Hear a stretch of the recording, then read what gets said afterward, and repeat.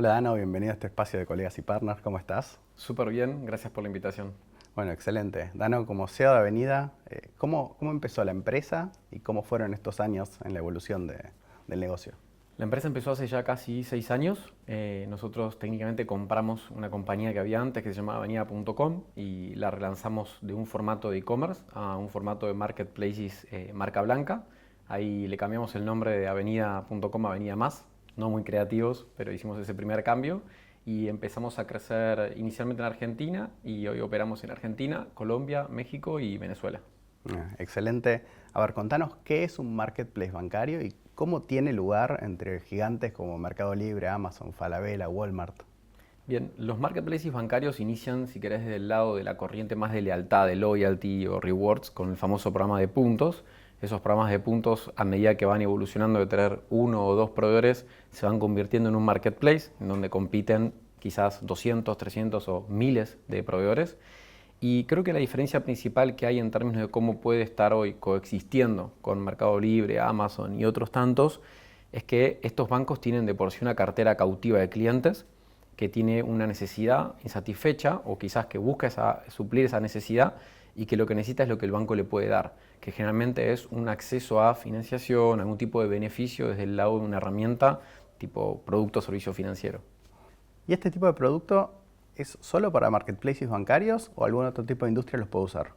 No, nosotros los principales clientes que tenemos es industria financiera, entre ellos tenés bancos, fintechs, mutuales, sofons, cooperativas, pero genuinamente hoy está apareciendo otro player o otro cliente que lo que tiene es una necesidad de, dentro de un marketplace, utilizar herramientas de tipo finanzas embebidas, ¿sí? Esto puede ser de un retail, como por ejemplo un Coppel, Liverpool, Carrefour, que tienen sus propios negocios financieros y los quieren meter dentro del flujo, digamos, de compra digital, pero también, por ejemplo, grandes corporaciones como una BeinBev, que está empezando a salir sus propios productos dentro de Open Innovation y buscan monetizar a partir de algún tipo de marketplace de tipo financiero.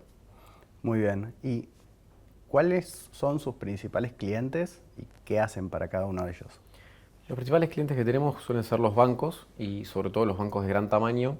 Y a diferencia quizás de otras industrias, no solo hacemos el marketplace de lealtad o digamos el bancario, sino que también trabajamos en digitalizar ciertos procesos. Tenemos ejemplos de marketplaces prendarios, donde vendimos miles y miles de motocicletas a préstamo, que es un proceso muy duro, ¿no? Y friccionario, a diferencia del e-commerce, donde es cuanto menos clic mejor. Acá tenés que ir a firmar físicamente la sucursal y bueno, otro tipo de cosas.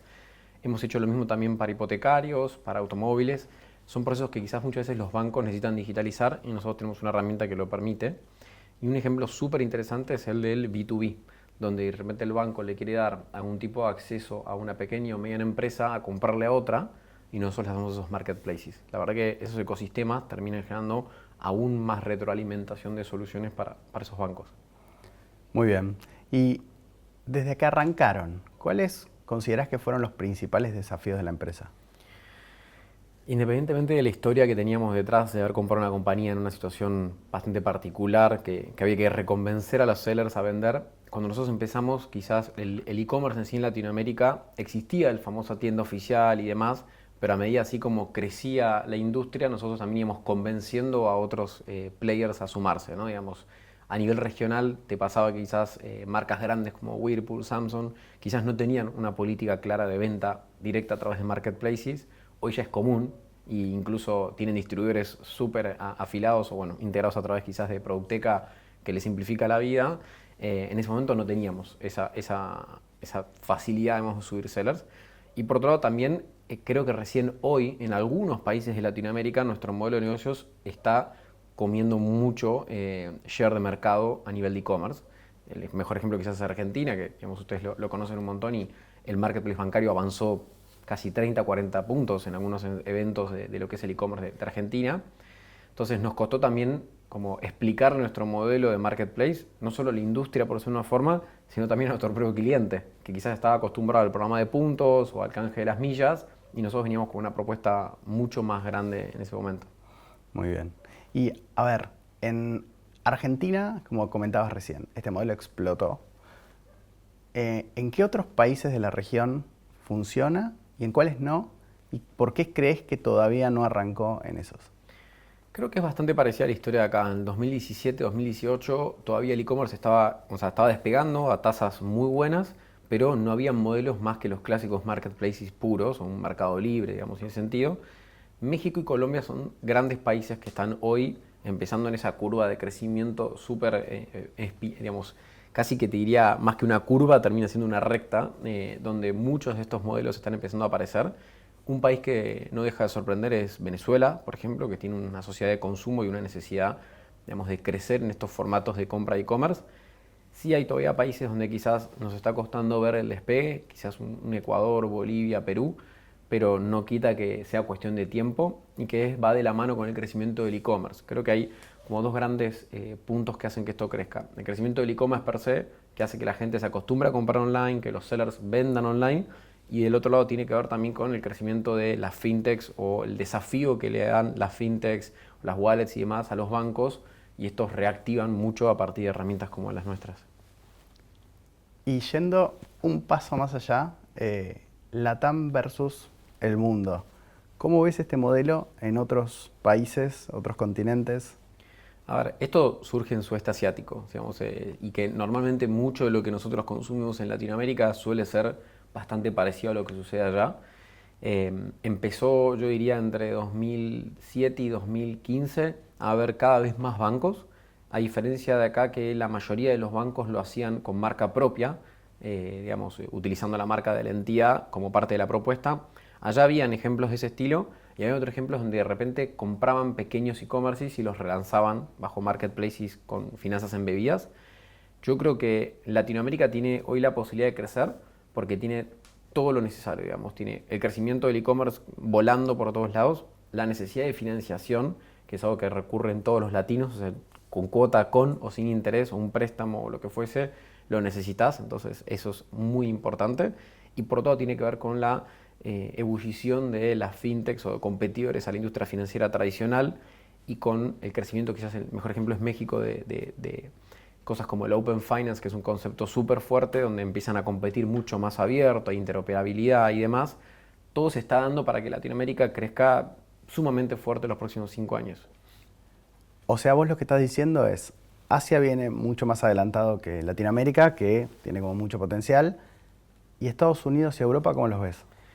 A ver, Estados Unidos no cambia sus programas de loyalty hace 50 años. O sea, el 1% de cashback, el canje de las millas y mucho de este tipo de iniciativas. Pero sí hay una oportunidad en donde el sector necesita, o sea, no tiene un buen credit score y necesita financiarse, que suelen ser tipo las S&Ls o mutuales. Hemos tenido charlas, por ejemplo, no sé, con una mutual de San José, California, que mueve 400 millones de dólares por mes y que tiene la misma necesidad. Sacan el dinero para ir a comprar un retail el producto que necesita. Entonces nosotros al digitalizar ese proceso hay un montón de oportunidades, pero culturalmente es distinto, porque imagínate que para acceder a un préstamo hipotecario es algo natural, cuando en Latinoamérica, quizás salvo en algunos países como puede ser el ejemplo de Chile, no tenemos tanto acceso. Europa culturalmente también ha tenido como una estabilidad en términos inflacionarios, que muchas veces la financiación es necesaria a ese momento, que quizás todavía no se esté dando, pero definitivamente son modelos que se van a dar. Los bancos necesitan este tipo de herramientas para cada vez vender aún más sus productos y servicios financieros. Al final del camino, esto es lo que se llama Value Added Services. El banco, ¿cómo te puede dar algo más? Así como el banco te da un espacio de café y cowork, el marketplace termina siendo una herramienta más. ¿Y qué tipo de sellers venden por estos tipos de marketplace? ¿Y qué categorías se destacan más? A ver, empiezo por la parte de las categorías. Definitivamente las categorías que más se venden son las de electro y tecno, porque suelen ser las que están más pegadas a la necesidad de una financiación o el acceso a un producto financiero. En términos de sellers, va de la mano un poco de la política o el crecimiento que quiere tener el marketplace del banco o el banco en sí mismo.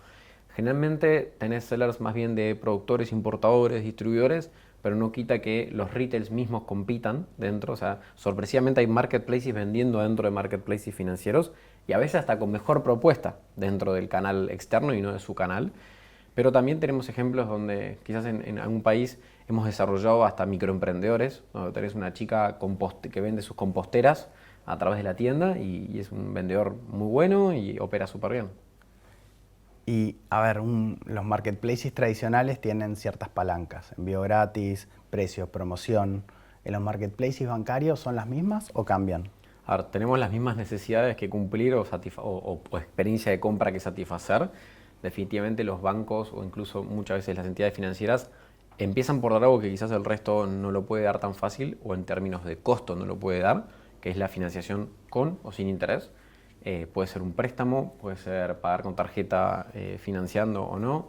Y creo que dentro de eso también se suman otras iniciativas que van más del lado de loyalty, como es el cashback, como son el canje de las millas, los puntos y demás palancas vemos que traccionan. Pero definitivamente yo creo que mixear esa propuesta de valor con un buen catálogo, con una comunidad de personas que muchas veces quizás no habían entrado a comprar online y lo hacen a través de la confianza que le puede dar un banco, es un mundo ideal, digamos, por decirlo de una forma. Vamos a cerrar con una sección que tenemos acá que es 5 preguntas en 5 minutos. Okay. ¿Por qué mantuvieron el nombre de Avenida Más? Creo que en el momento teníamos tanto por hacer y trabajar que no lo pensamos, no lo cambiamos, y hoy cuando escuchamos a nuestros clientes en otros países diciendo me gusta esta avenida que estamos explorando, decimos bueno, vale la pena. ¿La revolución del e-commerce fue? Yo creo que un poco hubiese dicho los marketplaces bancarios porque nos sorprendieron a todos, pero estaría mal hacer autobombo. Creo que definitivamente el social commerce es algo que quizás no vi que se digitalizara tan rápido de la forma en la que lo hizo y me sorprende cómo viene evolucionando y va de la mano con lo que hablamos de sudeste asiático a Latinoamérica. ¿Cómo vamos a comprar en 10 años? Como querramos, creo que eso es lo más lindo. Como quieras vas a poder comprar, realidad virtual, vas a poder comprar con la computadora, celular, lo que sea. Después de tantos años en esta industria, ¿qué fue lo que no viste venir? La cuarentena. Definitivamente creo que nadie la vio venir y creo que nadie vio venir en nuestra industria el cambio que generó, digamos, de hábitos de consumo y cómo luego hubo que reajustarse todos en base al consumo y cómo cambió. Y para terminar, ya llevamos bastante tiempo trabajando juntos. ¿Qué crees que es lo mejor de Producteca? La solución tecnológica es súper robusta, a nosotros nos soluciona muchísimas integraciones. Definitivamente hoy operar con más de 9.000 sellers en la región no lo podríamos hacer sin Producteca y creo que hay algo que muchas veces no se ve, pero es el equipo increíble que ustedes tienen, que está siempre predispuesto en seguir creciendo y en mejorando la solución que tenemos en conjunto. Bueno, gracias Dano por tu tiempo y tus conocimientos. Un placer, gracias a ustedes por la invitación. Gracias Dano.